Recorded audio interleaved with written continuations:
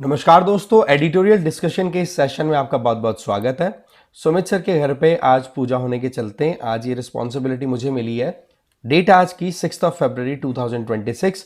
दो आर्टिकल्स हम डिस्कस करेंगे, दोनों के दोनों बजटरी एलोकेशन से रिलेटेड है। एक एग्रीकल्चर वाला सेगमेंट है तो वहीं पर दूसरा है डिफेंस का, तो दोनों को देखेंगे वन बाय वन डिटेल में।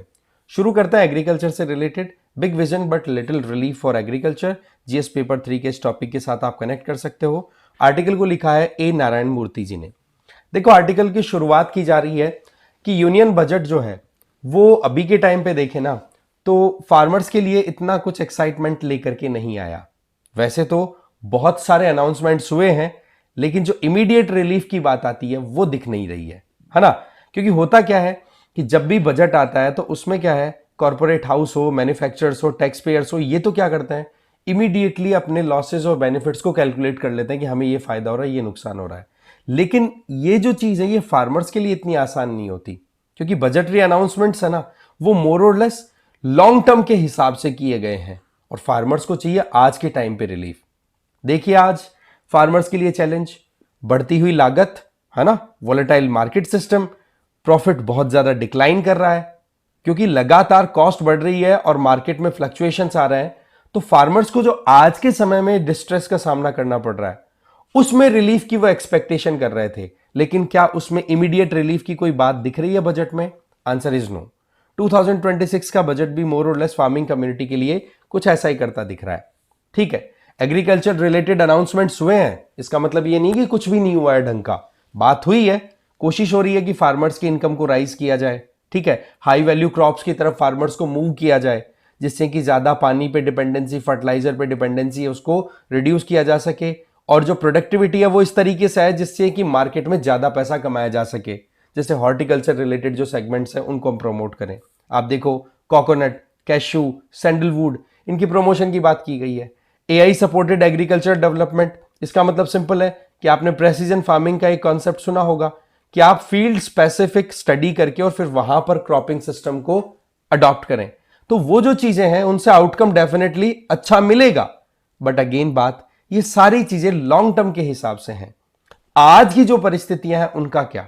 ठीक है, डाउट बिल्कुल भी नहीं है इस बात को लेकर के कि हायर प्रोडक्टिविटी नहीं आएगी। क्या क्या ये गवर्नमेंट की तरफ से बजट में जो अनाउंसमेंट किए गए हैं फार्मर्स को लेके, इनसे लॉन्ग टर्म प्रोडक्टिविटी बढ़ेगी, एग्रीकल्चर डाइवर्सिफिकेशन भी आएगा, इनकम ग्रोथ भी होगी। बट अगेन आज की परिस्थितियों का क्या किया जाए, है ना। क्योंकि यहां पर आप देखो कि हाई वैल्यू क्रॉप्स को आप सपोर्ट देने की बात कर रहे हो, क्योंकि आज अगर देखें तो सीरियल बेस्ड जो फार्मिंग हो रही है उसमें एक तरीके से हम देखें तो हमारी जमीनों की क्वालिटी है वो भी बिगड़ रही है, लैंड डिग्रेडेशन भी हो रहा है, फर्टिलाइजर कंजम्पशन भी बहुत है और वाटर गजलिंग क्रॉप्स हैं। ठीक है, तो उससे हम थोड़ा सा मूव ऑन करना चाहते हैं, उसमें कोई प्रॉब्लम नहीं है। बट एक चीज बड़ी यहां पर इंटरेस्टिंग आ जाती है कि एक तरफ तो हम क्रॉप डाइवर्सिफिकेशन को प्रमोट करना चाहते हैं और वहीं पर क्रॉप डाइवर्सिफिकेशन में एक बहुत बड़ा फैक्टर आता है कि फार्मर्स को इनकम में कितना बेनिफिट मिल रहा है। राइट, सीधी बात है, जिस भी एग्रीकल्चर प्रैक्टिस में ज्यादा बेनिफिट मिलेगा वो एग्रीकल्चर प्रैक्टिस ज्यादा चलने वाली है। लेकिन होता क्या है कि एमएसपी तो डिक्लेयर कर दी जाती है आपके पास में 24 के लगभग क्रॉप्स में, लेकिन एक्चुअल में प्रोक्योरमेंट की जब बात आती है तो वहां पर राइस और वीट के अलावा ज्यादा और किसी सेगमेंट को प्रमोशन मिलता नहीं है। इसके चलते क्या होता है कि बातें तो बड़ी बड़ी हो जाती हैं, पर ग्राउंड पे जो इंप्लीमेंटेशन है क्रॉप डाइवर्सिफिकेशन का वो दिखाई नहीं पड़ता, क्योंकि फार्मर एनकरेज फील ही नहीं करते कि भाई हमें कुछ करना चाहिए जिससे कि सरकार हमें कुछ अश्योरेंस दे दे कि आपको अच्छा आउटपुट मिल जाएगा। ठीक, इसके अलावा क्या बताया जा रहा है कि अभी के टाइम पर जिस तरीके से स्मॉल एंड मार्जिनल फार्मर्स की संख्या हमारे देश में ज्यादा है, उनके लिए सबसे बड़ा चैलेंज क्या आता है कि मार्केट स्टेबिलिटी का थोड़ा सा स्कोप तैयार कर दिया जाए, जो डिफरेंट स्कीम्स है गवर्नमेंट की उनका प्रॉपर इंप्लीमेंटेशन हो, तब छोटे फार्मर्स अपना काम जो है एक तरीके से हॉर्टिकल्चर की तरफ या हाई वैल्यू क्रॉप्स की तरफ मूव कर सकते हैं। लेकिन उनको जब लगे कि मार्केट में वॉलेटिलिटी बहुत ज्यादा है तो वो जल्दी से मूव नहीं करेंगे। आर्टिफिशियल इंटेलिजेंस का यूज करना, डिजिटल टेक्नोलॉजीज का यूज करना, ये बहुत जरूरी है हमारी एग्रीकल्चर को ग्लोबल टेक्निकल ट्रेंड के बेसिस पर अगर हम कंपैटिबल बनाना चाहते हैं हमारी एग्रीकल्चरल प्रैक्टिसेस को, तो इनका यूज होना बहुत जरूरी है। लेकिन अगेन वही बात कि हमें यहां पर एक रिस्क मैनेजमेंट पर भी तो काम करना पड़ेगा ना, कि फार्मर किस तरफ मूव करेगा जहां पर उसको सेफ्टी, सिक्योरिटी, एक अश्योरेंस दिखाई पड़े, है ना। नो डाउट क्लाइमेट चेंज एक रियलिटी है, उससे रिलेटेड हमें चेंजेस लाने की जरूरत है, टेक्नोलॉजिकल अपग्रेडेशन करने की जरूरत है। इसके लिए प्रेसिजन फार्मिंग पे हम जा सकते हैं, जिसमें जीआईएस सिस्टम और फार्म स्पेसिफिक क्रॉप प्रैक्टिसेस को हम फॉलो करते हैं, एडवाइजरीज को हम इंप्रूव कर सकते हैं। वो सारी चीजें होनी चाहिए, लेकिन मोर और लेस ये लॉन्ग टर्म के हिसाब से। प्रॉब्लम क्या है, मैंने बताया आपको, प्रेजेंट इनकम डिस्ट्रेस। क्योंकि होता क्या है कि बजट में इस तरीके के इमीडिएट रिलीफ्स के बारे में बात नहीं की गई, और आज के टाइम पर मार्केट प्राइसेस इतने ज्यादा इफेक्टिव नहीं है फार्मर्स को जहां पर अच्छी इनकम मिल सके। लगातार इनपुट कॉस्ट बढ़ती चली जा रही है, स्टेबल मार्केट की कंडीशन अभी बनी हुई नहीं है, तो फार्मर्स के लिए बहुत ज्यादा चैलेंजिंग कंडीशन अभी बनी हुई है। और जब इन चीजों के बारे में बातचीत नहीं होती है, तो राइटर बोल रहे हैं कि ये चीजें अपने आप ही अटेंशन में आ जाती है कि कुछ कमियां रह रही हैं अभी भी बजट में। ठीक है, प्रॉब्लम ज्यादा किन के लिए है? देखो, उन फार्मर्स के लिए जो न्यूट्री सीरियल्स या फिर पल्सेस या ऑयल सीड के ऊपर रिलाई करते हैं, मतलब मोटे अनाज की खेती कर रहे हैं, ज्वार, बाजरा, रागी, या फिर दालों की, या फिर ऑयल सीड की। उनके लिए सबसे बड़ा रिस्क मैंने बताया एमएसपी वाला, कि एमएसपी जो है वो डिक्लेयर कर दी जाती है, ठीक है, गवर्नमेंट की तरफ से लगभग 24 क्रॉप्स के लिए। लेकिन सच्चाई क्या है, जब प्रोक्योरमेंट की बात आती है तो राइस और व्हीट की ही खरीदारी ज्यादा होती है। ऐसे में पीछे रह गए कौन? जो न्यूट्री सीरियल, पल्सेस और ऑयल सीड पे रिलाई करने वाले फार्मर्स। तो क्या वो एनकरेज्ड फील करेंगे कि भाई हमें तो लगातार इसी तरीके की एग्रीकल्चर प्रैक्टिस को कंटिन्यू करना चाहिए? उनको अगर रिवॉर्ड मिलेगा, इमीडिएट उनकी इनकम के ऊपर कुछ बेनिफिट दिखेगा, तो डेफिनेटली करेंगे।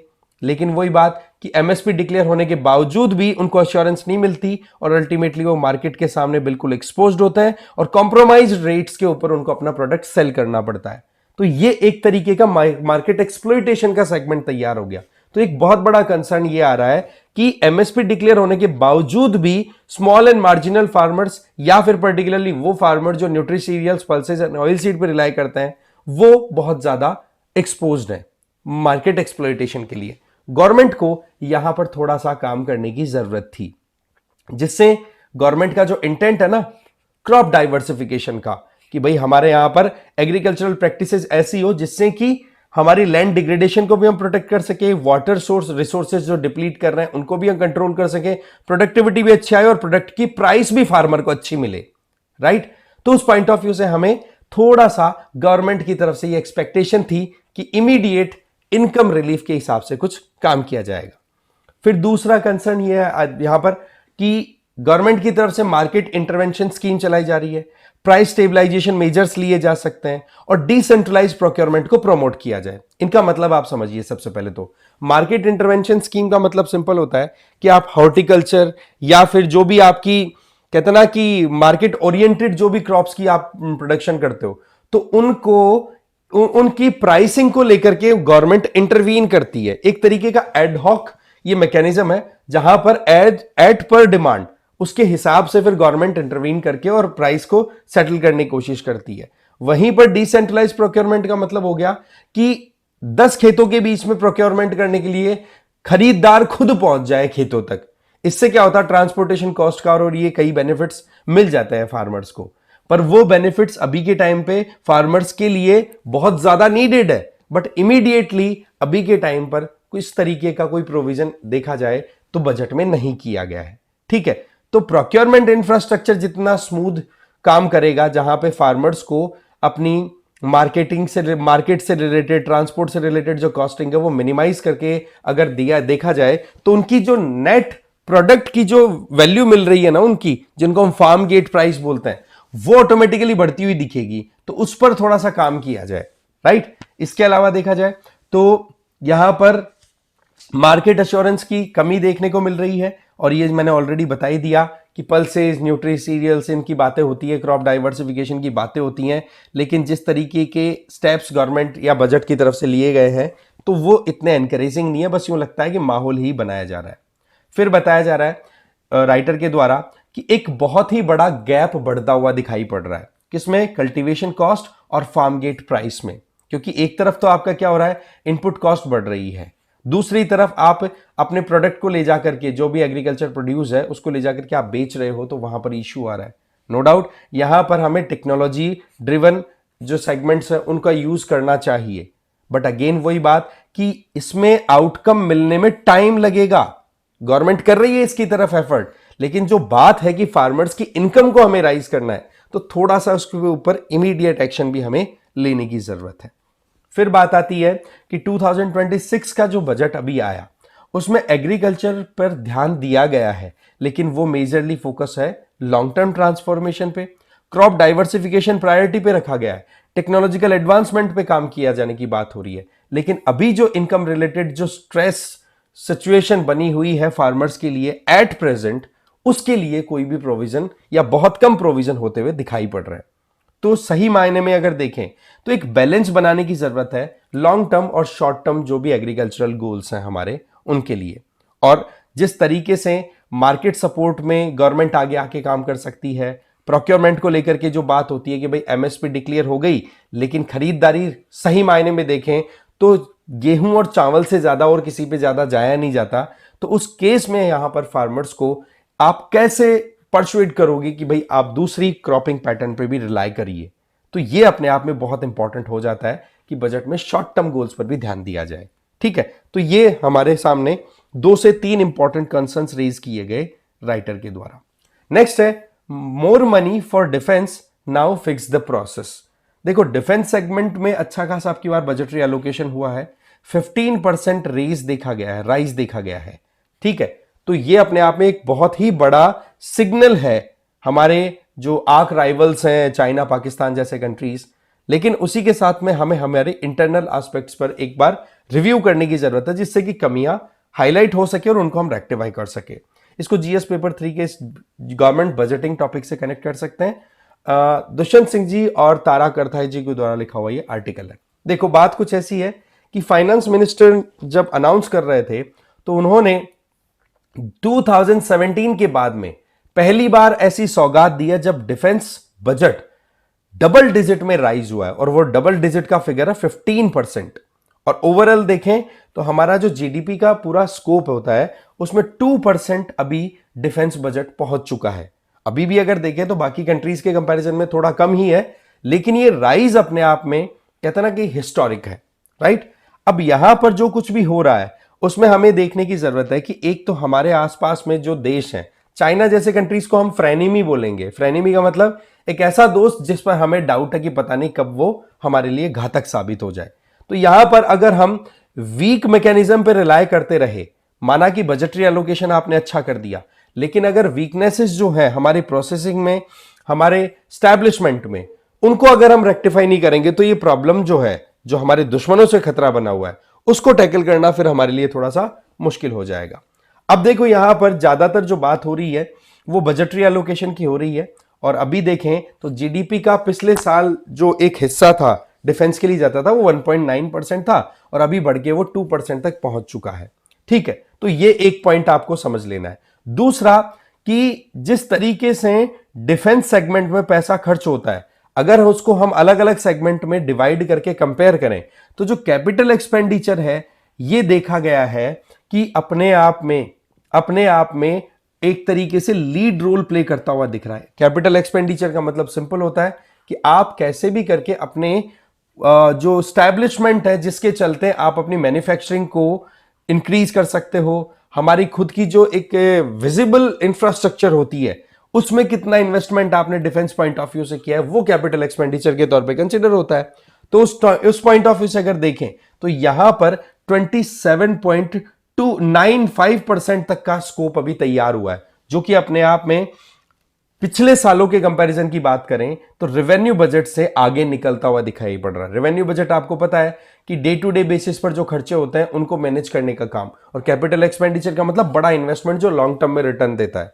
ठीक, तो कैपिटल एक्सपेंडिचर बढ़ा है। और तीसरा सबसे इंपॉर्टेंट पॉइंट जो यहां पर हाईलाइट करना चाह रहे हैं राइटर, देखो कि अभी मॉडर्नाइजेशन ऑफ डिफेंस सेगमेंट, इस पर बहुत ज्यादा जोर दिया जा रहा है, और इसमें सबसे इंपॉर्टेंट गेन किसको मिला है, इंडियन एयरफोर्स को, और दूसरा फिर इंडियन आर्मी को। एयरफोर्स को देखो 32% का डिफेंस बजटरी एलोकेशन राइज देखने को मिला है, वहीं पर इंडियन आर्मी को 30%, और फिर तीसरा सेगमेंट बच गया इंडियन नेवी, तो नेवी को थोड़ा सा मायूस किया गया है, केवल 3% ही अलोकेशन दिया गया है। लेकिन हमें समझना होगा कि नेवी में जिस तरीके से हम इंडिजनाइजेशन की तरफ मूव कर गए हैं, जहां पर प्राइवेट प्लेयर्स अब आगे आके खुद इन्वेस्ट कर रहे हैं, तो वहां पर फिर गवर्नमेंट की तरफ से जो बजटरी एलोकेशन का काम है वो थोड़ा सा अगर कम भी हो गया तो कोई फर्क नहीं पड़ता, क्योंकि हमारे पास में अब वो कैपेबिलिटीज डेवलप हो चुकी हैं या हो रही हैं जहां पर हम लोकल मैन्युफैक्चरिंग को अच्छे से पुश कर पा रहे हैं अगर नेवी की बात करें। तो ऐसे में तीनों सेगमेंट्स का डिवीजन का भी एक पॉइंट बन जाता है। तो ये 3 मेजर डिफेंस सेगमेंट हो गए। अब देखो बातें बड़ी अच्छी अच्छी हो रही हैं, दिख भी अच्छा रहा है, लेकिन अब हमें थोड़े चैलेंजेस की बात करनी है। पहला चैलेंज है रुपी बहुत कमजोर हो रहा है। देखो जिस तरीके से हम कैपिटल इंफ्रास्ट्रक्चर या कैपिटल एक्सपेंडिचर को राइज कर रहे हैं, इसका मतलब आप अपने इंफ्रा भी राइज कर रहे हो और साथ में कुछ गुड्स को परचेज भी कर रहे हो, चाहे फिर वो राफेल जैसे फाइटर जेट्स ही क्यों ना हो। अगर हम उनको परचेज करने की बात करें तो आप क्या देख रहे हैं यहां पर कि आपको पेमेंट करना पड़ता है डॉलर्स में, और डॉलर के कंपैरिजन में रुपी अगर वीक हो रहा है तो आप सोचो हमारे फाइनेंसेस में कितना स्ट्रेस चला गया। तो ये एक बड़ी कंसर्निंग बात है। इसके अलावा डिफेंस एक्सपोर्ट की बात की जाए, ये तो इंपोर्ट की बात हो गई, import is concerning a bit due to weakness of rupee. On the contrary defence export की बात करें, इस पे हम अच्छा परफॉर्म करने लग गए। 2014 में 1,000 करोड़ रुपए का ही हमारा एक्सपोर्ट हुआ करता था, जो कि अभी के टाइम पे 23,000 करोड़ का हो गया। तो ये वाकई में एक एफर्ट दिखाता है कि गवर्नमेंट ने कैसे प्राइवेट प्लेयर्स को आगे ला करके और अपनी मैन्युफैक्चरिंग को इंक्रीज किया, और अल्टीमेटली डबल डिजिट में हमारा एक्सपोर्ट राइज होता दिख रहा है। तो ये चीज एनकरेजिंग है।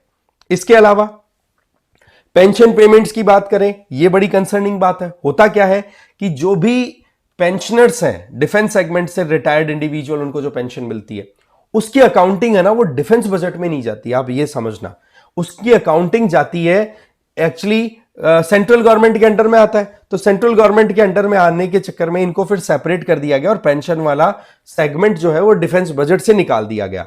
तो उसकी अगर हम कैलकुलेशन लगाएं तो डिफेंस बजट के लिए एलोकेशन और ज्यादा दिखेगी। यहां पर देखो डिफेंस पेंशन 21.84%, राइट, जितना अगर हम गणित लगाएं, लेकिन पेंशन वाला डिफेंस बजट में कैलकुलेशन नहीं होता। 1988 में सेंट्रल गवर्नमेंट पेंशन वाले सेगमेंट में डाल दिया गया था पेंशन को, जिस वजह से डिफेंस बजट के तौर पे इसको नहीं देखा जाता। लेकिन फिर भी अगर देखें तो अगर इसको इंक्लूड कर दिया जाए, ठीक है ना, तो फिर बहुत बड़ा सेगमेंट आपका यहां पर आ जाएगा, किसमें, डिफेंस बजट के लिए 3.31%। लेकिन अगर हम वैसे बात करें इफेक्टिवली कि आउटकम जहां से हमें कुछ दिखे, तो वो हमारा मोर और लेस 2% ऑफ जीडीपी पर हम पहुंच चुके हैं। अब देखो समय आ चुका है कि ये जो कुछ भी चल रहा है इसको हम थोड़ा सा एक प्रॉपर प्रोसेस के थ्रू आगे कंटिन्यू कराएं। ठीक है, देखो वेलकम एस्पेक्ट क्या क्या है, क्या चीजें हैं जो बहुत अच्छी हुई हैं, उनमें हमने डेटा वाइज देख लिया। आप थोड़ा सा उसमें एड ऑन करते हैं। वेलकम एस्पेक्ट की अगर बात करें तो 75% ऑफ कैपिटल एक्विजिशन बजट जो है वो प्रोक्योरमेंट पॉइंट ऑफ व्यू से काम आने वाला है। ठीक है, फिर उसमें हम देखें तो डोमेस्टिक इंडस्ट्रीज को हम एक्सपेंड करने वाले हैं, जिससे कि इंटरनेशनली जो भी बढ़िया टेक्नोलॉजीज है उसको भी हम प्रोक्योर कर सके, कुछ हमारे रिक्वायरमेंट है तो उनको हम परचेज कर सके, और अल्टीमेटली हम लोकल मैन्युफैक्चरिंग को प्रमोट करें। तो ये एक बहुत ही encouraging point, ultimately job creation point of view से देखें तो भी तो कितना हेल्पफुल होगा। और डिफेंस प्रोडक्शन की ग्रोथ की बात करें तो आप देखो 2014-15 के कंपैरिजन में 174% तक हमने हमारा डिफेंस प्रोडक्शन बढ़ा लिया है। और इसका एग्जाम्पल आप देख सकते हो कि ब्रह्मोस का एग्जाम्पल आप उठा के देखो, या फिर आप यहां से देख सकते हैं आकाश वाला जो हमारा सेगमेंट है, हमारा डिफेंस मैकेनिज्म, पिनाका मैकेनिज्म, ये मोर और लेस क्या है, लोकली मैन्युफैक्चर्ड, हमारे इंडिजीनियसली प्रोड्यूस्ड आपके सेगमेंट्स हैं, राइट। पर यहां पर चैलेंज क्या आता है, चैलेंज आता है ब्यूरोक्रेटिक सिस्टम का। कैसे, देखो हमारे यहां पर जो डिफेंस में मैन्युफैक्चरिंग का मैकेनिज्म होता है ना, उसमें L1 लोवेस्ट कॉस्ट रूल आता है, और वो क्या है कि फेवर करता है लार्ज इंडस्ट्रीज को। जो स्मॉल इंडस्ट्रीज हैं, या फिर कहें कि मानो कोई स्टार्टअप इकोसिस्टम के बेसिस पर किसी ने अपना इनिशिएटिव लिया, डिफेंस में अच्छा खासा रिसर्च कर रहे हैं और उनके प्रोडक्ट में बहुत ज्यादा पोटेंशियल है, और उसको अगर अच्छी फंडिंग मिल जाए तो वो लॉन्ग टर्म में आउटकम अच्छा दे सकता है। तो हो क्या रहा है कि लार्ज इंडस्ट्रीज को सपोर्ट ज्यादा मिलता है हमारे यहां पर as compare to smaller industries. इस वजह से क्या हो रहा है कि कहीं ना कहीं दम तोड़ दिया जा रहा है जो न्यू टेक्नोलॉजी बेसिस पर कोई भी नए इनिशिएटिव लेकर के न्यू सेगमेंट में कोई भी एक्सप्लोर करना चाहे तो ये एक अपने आप में बड़ी कंसर्निंग चीज है। तो यहां पर हमें ब्यूरोक्रेटिक जो चैलेंज आ रहा है उसको भी हमें ठीक करने की जरूरत है। फिर बात आती है इनटर्मिनेबल डिलेज। ये बड़ा कंसर्न आ गया एक और। ये कंसर्न क्या है जी? प्रोजेक्ट 75 सबमरीन मैन्युफैक्चरिंग से रिलेटेड था। 1997 में इसको अप्रूवल मिल गया, लेकिन ये कंप्लीट होने की बात कब हो रही है? अब आप सोचो, एक्सपेक्टेड डिलीवरी 2030 वाले दशक में, 2039 तक भी जा सकता है, अब पता नहीं और कितना डिले होगा। तो ये एक बड़ी कंसर्निंग बात है कि कमिटमेंट्स जो हैं उन पे हम खरे नहीं उतर रहे हैं। अब आप देखो कि राफेल फाइटर जेट्स लेने की बातचीत होने लग गई थी 1990s में, लेकिन फर्स्ट कंसाइनमेंट कब आया? 2019-20 में। अब आप सोच सकते हो कि कितना ज्यादा डिले हो रहा है, कितना ज्यादा रेड टेपिज्म का एक स्कोप यहां पर हमें दिखता है। मिनिस्ट्री ऑफ डिफेंस ने अपनी तरफ से काम किया, लेकिन एक बड़ी कंसर्निंग चीज आई है फाइनेंशियल ईयर 2024-25 में। क्या? कि जो बजटरी अलोकेशन किया गया था उसमें से डिफेंस मिनिस्ट्री ने 12,500 करोड़ तो रिटर्न कर दिए कि भाई हम यूज ही नहीं कर पा रहे हैं। तो ऐसे में हमें जरूरत है कि non lapsable defence modernisation funds को डेवलप किया जाए। मतलब ये कि आप ऐसा डिफेंस फंड तैयार करो जहां पर एक बार बजटरी एलोकेशन हो गया तो वो पैसा वहीं पर रहेगा, फिर उसको यूटिलाइज करने में अगर थोड़ा टाइम भी लगे तो ऐसा नहीं कि वो लैप्स हो जाएगा, नहीं, वो आप वहीं पर रखेंगे। आप सोचिए कि 2004-5 के बजट में इस बारे में बातचीत हो गई थी, लेकिन क्या इसके ऊपर इंप्लीमेंटेशन के ऊपर कोई स्कोप दिख रहा है? Answer is no. तो बोले ये समय आ चुका है कि डिफेंस मॉडर्नाइजेशन फंड को हम नॉन लैप्सेबल बनाएं, जिससे कि फंड्स अगर वहां पर अवेलेबल हो तो इमीडिएटली लीडरशिप अगर ढंग की आए तो ऑटोमेटिकली काम कर दे कि हाँ भाई अब आप यहां पर पैसे अपने पास में फंड में पड़े हैं, यूज करो इनको। ठीक बात। फिर आ जाओ आप फाइनेंशियल कन्वीनियंस जो है उसके चलते अगर हम देखें तो हमें इंडस्ट्रीज को थोड़ा सपोर्ट करने की जरूरत है। फाइनेंसिस के शॉर्टेज एक तरफ है और दूसरी तरफ इंडस्ट्रियल ग्रोथ की बात करें तो वहां पर आपके पास में प्राइवेट सेक्टर का स्कोप है ना, तो क्यों ना आप फंडिंग को और जो एक तरीके का एक मोबिलाइजेशन हो सकता है स्मॉल स्केल इंडस्ट्रीज का वो हम करें। ठीक है, क्योंकि नहीं तो वो L1 वाला सेगमेंट आपको पता है कितना चैलेंजिंग हो ही रहा है। फिर बात आती है रिसर्च एंड डेवलपमेंट की। ये एरिया थोड़ा सा कंसर्निंग है। रिसर्च एंड डेवलपमेंट की बात करें तो डीआरडीओ काम कर ही रहा है, और डीआरडीओ जैसे इंस्टीट्यूशन को budgetary allocation with the time बढ़ती हुई दिखाई पड़ रही है। लेकिन अगर हम देखें तो रिसर्च जो है वो एक तरीके से अलाइन नहीं है, सेगमेंटेड है। एक तरीके से मान लो कि एक तो होता है कि पूरा का पूरा कोई प्रोडक्ट आपको फाइनल तैयार करना है तो उसके इंटरमीडिएट स्टेजेस पे जो कुछ भी होना है उन स्टेजेस में कोई इंप्रूवमेंट लेकर के आना, तो वो अलग अलग एरियाज में हो रहा है बिना कोई लिंक के, तो ये थोड़ा चैलेंजिंग हो जाता है ना। तो क्यों ना हम इसको एक तरीके से प्रॉपर स्ट्रीमलाइन कर दिए।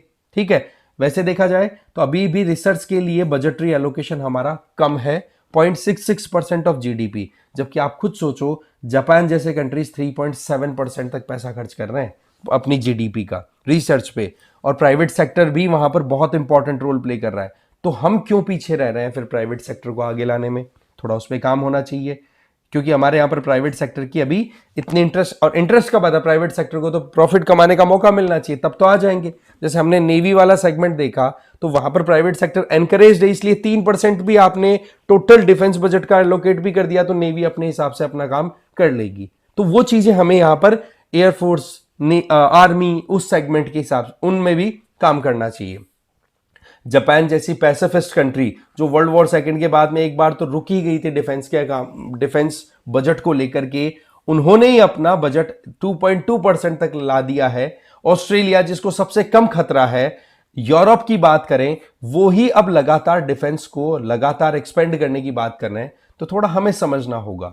नो डाउट हमारे देश में गन्स वर्सेस बटर वाला जो एक डिबेट है वो हमेशा चलता रहता है। गन्स का मतलब हो गया डिफेंस बजट, बटर का मतलब हो गया कि आप सिविलियन एस्पेक्ट के लिए जो भी बजटरी एलोकेशन करो। लेकिन हम चाहते हैं ना कि कैसे भी करके विकसित भारत बने, 30 ट्रिलियन डॉलर की इकोनॉमी बने, तो उसके लिए हमें बजटरी एलोकेशन डिफेंस के पॉइंट ऑफ व्यू से थोड़ी एक्सपेंड करनी होगी, जिससे कि हम एक्सपोर्ट ओरिएंटेड इकोनॉमी बन सकें और उससे फिर ऑटोमेटिकली हमें आउटपुट अच्छा मिलेगा।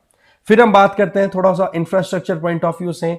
बॉर्डर रोड ऑर्गेनाइजेशन की द्वारा आपको पता है कि हमारे बॉर्डर एरियाज में लोकेटेड विलेजेस को कनेक्टिविटी देने के लिए रोड बनाने का काम इन्हीं का रहता है। तो इसके चलते बोला आउटकम हमें अच्छा मिल रहा है। इसके अलावा प्राइम मिनिस्टर मोदी जी की तरफ से अगर हम देखें तो हम जिस तरीके से शिप बिल्डिंग को आगे लेकर के जा रहे हैं उससे हमें हमारा एक्सपोर्ट ओरिएंटेड इकोनॉमिक ग्रोथ तो मिल ही रहा है, लेकिन अगर हम देखें तो 6.5 गुना का एम्प्लॉयमेंट जनरेशन भी दिखाई पड़ रहा है। सीधी बात है, लोकल एरिया में अगर कुछ हम प्रोड्यूस करेंगे तो कोई भी प्रोडक्ट फाइनल तैयार होता है तो उससे रिलेटेड छोटे छोटे टूल्स, कितनी सारी चीजें, कील से लेकर के बड़े इंजन तक की बात हम करें तो वो एम्प्लॉयमेंट जनरेशन का तो काम करेगी। तो इन चीजों पर हमें काम करना होगा, तब जाकर के हम आगे और अच्छे से ग्रोथ कर पाएंगे। तो ये पॉइंटर्स हमें समझने थे कि कैसे एग्रीकल्चर और डिफेंस सेगमेंट में कुछ इंपॉर्टेंट कंसर्न्स हैं जिनको हमें एड्रेस करने की जरूरत है। तो इस वीडियो में इतना ही था। Thank you very much.